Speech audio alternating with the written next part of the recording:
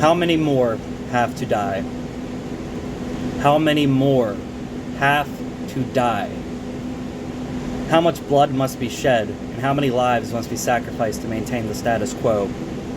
Nearly 250,000 deaths in this country due to leadership that refuses to act for the common people and a corporatocracy that values profit over life.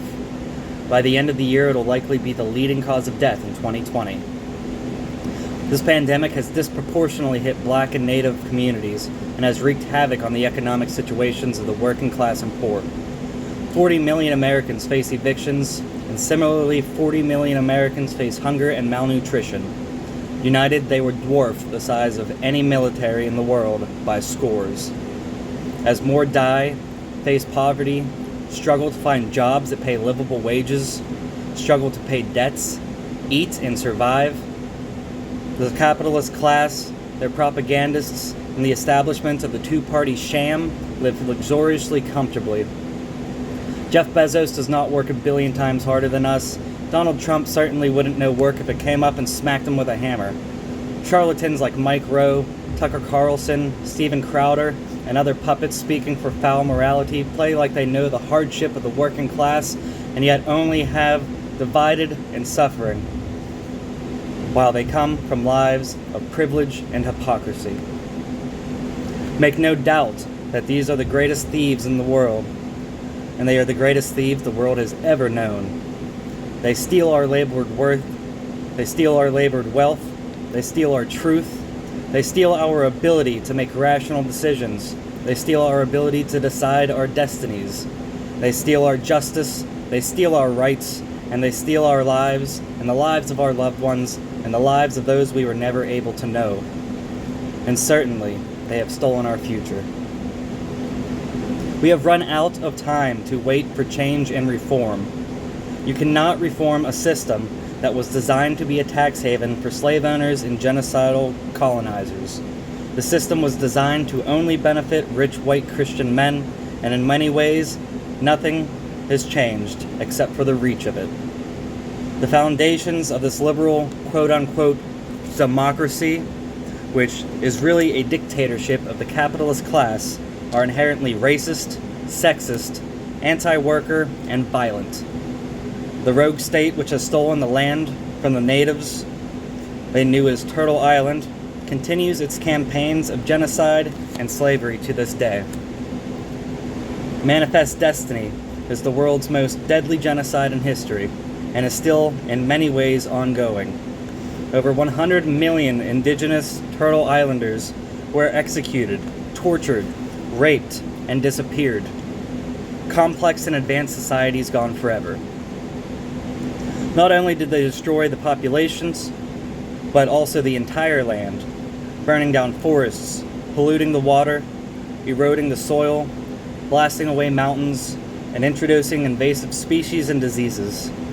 When settlers first arrived, they thought this was the promised land, and for how perfectly in balance Native American ethnobotanical agriculture was. A squirrel could jump from Maine to the Gulf Coast without ever touching the ground. Big game was abundant, and edible vegetation covered the land. It was good, and so they destroyed it. This was the first apocalypse for the first peoples. And fascism arrived in America the day the first non-Viking Europeans set foot here. To this day, the native population is the most impoverished, most abused, most neglected, most victimized group in America. They are forced to inhospitable reservations lacking water access, medicine, and other resources that we take for granted. To this day, Native girls are some of the most stolen into human trafficking. Police take Native men out into the middle of nowhere during winter and leave them for dead.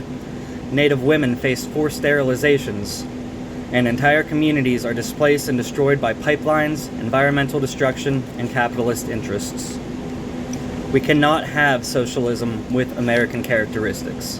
Our revolution must return the land back to its people, decolonize it, and restore it, not only out of moral respect, but to literally save our planet. We shall return to that thought in a moment. Now, we hear them say, "Make America great again. All lives matter. Freedom isn't free. Save our children. And all of these other hollow and meaningless doublespeak slogans. I ask, when was America ever great? How can you say all lives matter when sanctioned murderers, women killed by the lack of access to proper reproductive health care, the 12 million children facing food insecurity, millions of people killed in Latin America, Vietnam, Korea, Syria, Iraq, Afghanistan, Libya, and elsewhere around the world, and not to forget the 250,000 lives lost during this pandemic? How the fuck do you say all lives matter? You fight to deny millions of access to proper health care, you fight to deny justice for our communities, and you fight against environmental protections, and you fight against LGBTQ plus equality. I try to empathize when I can, but there is no state of mind other than complete wickedness or sociopathic derangement that would let me be this utterly incompassionate towards my fellow brothers and sisters. There's a very good reason that the core of any faith or creed boils down to two rules. Treat others the way you would expect to be treated, and love thy neighbor. Where is the love? We need to bring back love. This revolution will not be won with guns and cannons. It will be won with love. This is a war of the hearts and minds of the people. Without a mass people's movement, it doesn't matter who wins this election. You ask me to vote for the man who built concentration camps or the man who fills them. You ask me to vote for the man who wrote the bills to strip away our freedoms or the man who has utilized those tools. I ask you if you would like to lose your eyes and your tongue, or your tongue and your eyes. I would ask if you would like to be crushed by the right goose step or the left goose step. I choose to keep both and be crushed by neither, even if I am injured in the fight. White America is only beginning to feel the fear that Black America and further the African peoples have for over 500 years since Europe first colonized Africa, stole the people, and raped the continent of its vast richnesses of natural resources. When they stole our people, they stole their cultures, their languages, their religions, their families, and their humanity. When you say America first, which America do you mean? Certainly only part of it. America first, as you know, is taken from Adolf Hitler and the Nazi Party's slogan, Deutschland über alles, or Germany first. Fascist parties since have used the same slogan, as well as slogans like law and order. Not only was the chattel slavery that the stolen people suffered under one of the most brutal and most extensive periods of slavery, it really has not gone away. Lincoln was no savior. As he said, "If I could save the Union without freeing a single slave, I would." While the Civil War did emancipate many slaves, the true heroes were the leaders of plantation rebellions and the networks that the enslaved people made with their freed counterparts. The white government certainly has taken credit for all of the work and resistance of the black people's work, just as they have with taking credit for building this nation and advancing its riches. All of America's wealth is stolen. When the 13th Amendment was ratified, it did not end slavery. It merely transferred the institution. Slavery was, and still is, 100% legal in this country as a form of punishment. So what do you do when all of your free labor is gone? You create arbitrary laws to punish them, change the name of your slave catching patrols to catch them, and use the 13th Amendment to work them. This was the legacy of Jim Crow and extends to the legacy of mass incarceration and the for-profit prison system. There's no mystery why so many prisons sit on former plantations. So when they say we are fighting for something that happened a long time ago, they are lying to themselves. We are fighting and protesting the conditions that exist right now. History is not segmented. It is fluid. The Founding Fathers would be quite proud of the country we are now. It's how they designed it, after all. If you were to describe a particular country that had concentration camps, ongoing genocide against a particular race, restrictive reproductive rights, the largest prison population in the world, regularly jails and kills its political opposition, has laws to keep a pool of free prison labor, police that regularly kill their own citizens, and is widely controlled by the interest of large corporations, would you call it democratic or fascist? Fascism is capitalism in decay, and I can smell rot.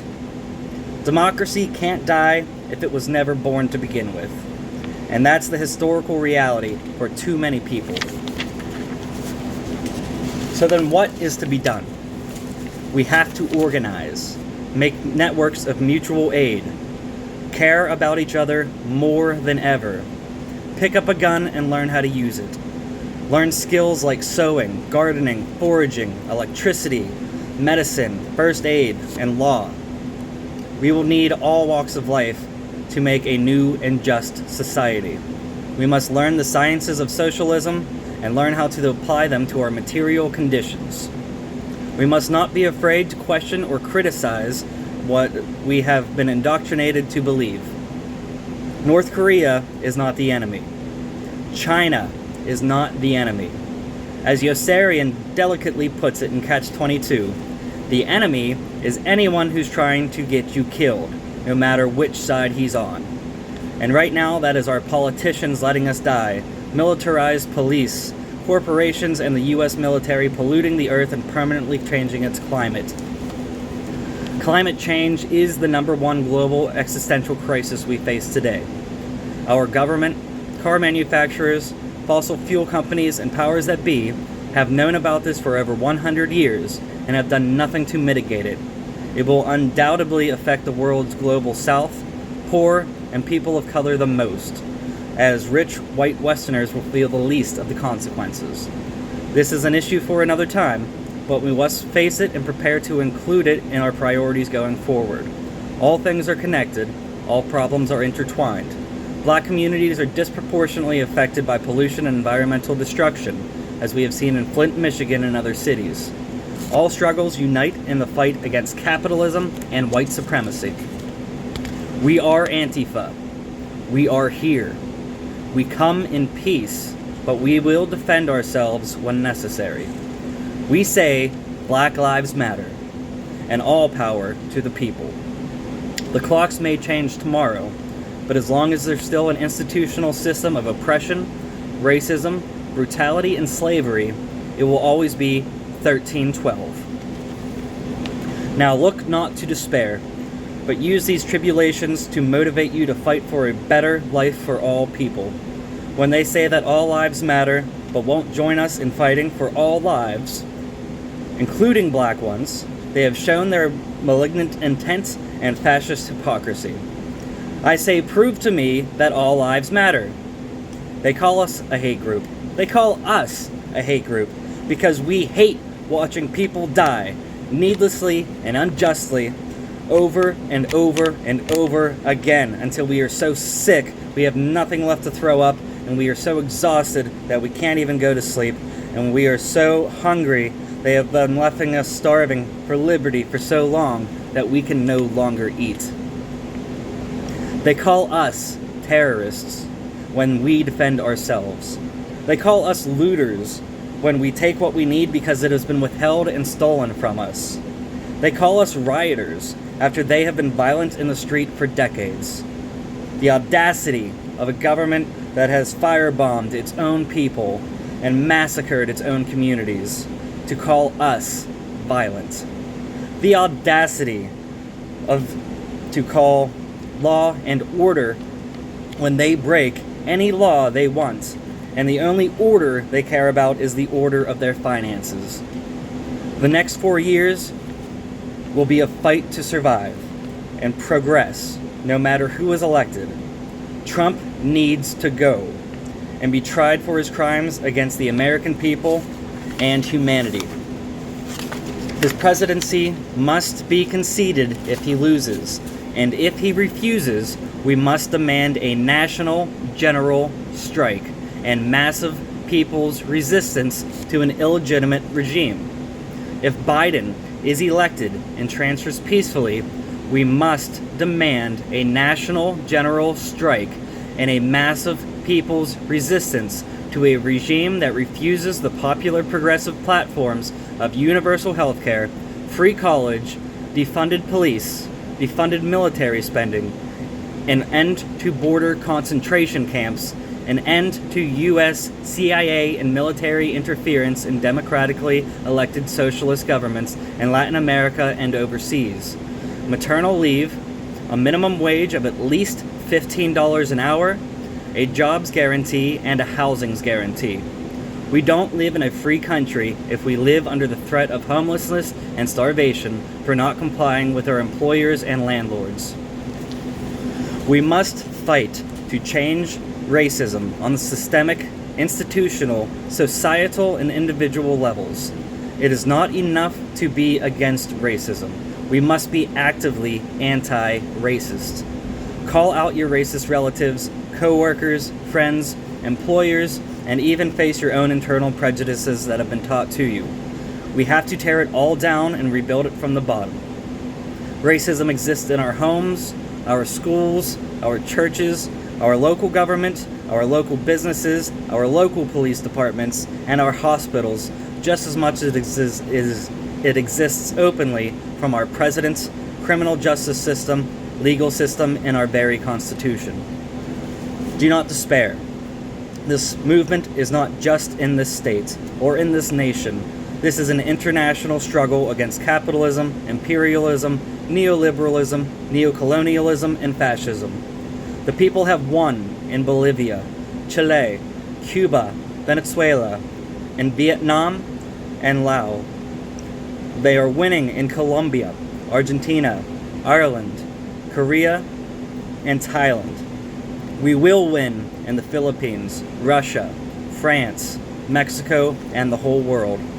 We can look to these international successes as hope for progress we can make for the working class, and especially black people, Native Americans, and people of color here at home. George Floyd, may he rest in power. The world will never forget you. Say his name. Breonna Taylor, may she rest in power. The world will never forget you. Say her name. Rayshard Brooks, may he rest in power. The world will never forget you. Say his name. Tatiana Jefferson, may she rest in power. The world will never forget you. Say her name. Botham Jean, may he rest in power. The world will never forget you. Say his name. Sarah Bland, may she rest in power. The world will never forget you. Say her name. Philando Castile, may he rest in power. The world will never forget you. Say his name. Eric Gardner, may he rest in power. The world will never forget you. Say his name. Freddie Gray, may he rest in power. The world will never forget you. Say his name. Tamir Rice, may he rest in power. The world will never forget you. Say his name. Michael Brown, may he rest in power. The world will never forget you. Say his name. Elijah McClain, may he rest in power. The world will never forget you. Say his name. Antoine Rose Jr., may he rest in power. The world will never forget you. Say his name. Walter Wallace Jr., may he rest in power. The world will never forget you. Say his name. Kieron Hilton Brown, may he rest in power. The world will never forget you. Say his name. And to the thousands more who have died at the hands of police brutality, and to our comrades who have died in the struggle, rest in power. The world will never forget you. May someone always be saying your name. And to the hundreds of millions killed by the capitalist death machine, we shall fight in your honor to bring real freedom and justice to all. Amen. No justice, no peace. No justice, no peace. No justice, no peace.